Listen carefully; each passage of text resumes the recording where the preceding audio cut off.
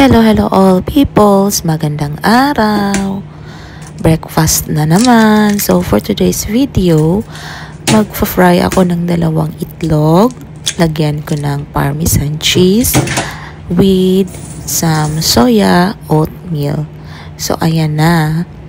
Lagyan natin ng maraming parmesan cheese para lalong sumarap ang ating simpleng pritong itlog.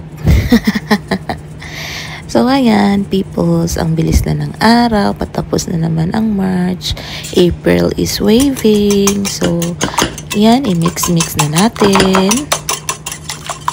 So, while mag-mix tayo, magpainit na tayo ng mantika.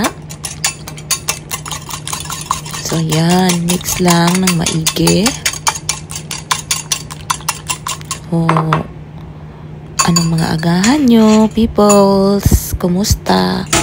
So, ayan, mainit na ang mantika. So, isalin na natin ang ating na-mix na itlog. So, excited na akong mag-agahan. So, for today, hindi muna ako inom ng coffee kasi nakalimutan kong bumili ng tinapay. So, ito yung favorite ko na isang inumin din kasi sobrang nakakabusog na siya. At the same time,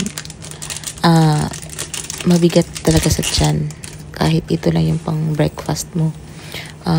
Minsan, pinapartneran ko ng saging with oatmeal. So, yeah.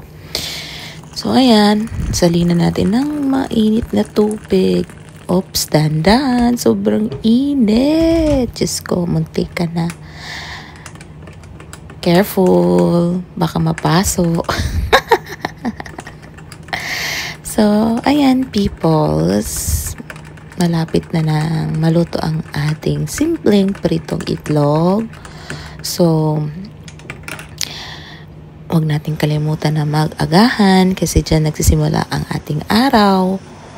More energy, more happy. So, ayan. Luto na ang ating itlog. So, breakfast is ready. So, ingat tayong lahat, mga kayadsmerds, and have a good day, everyone. Bye-bye!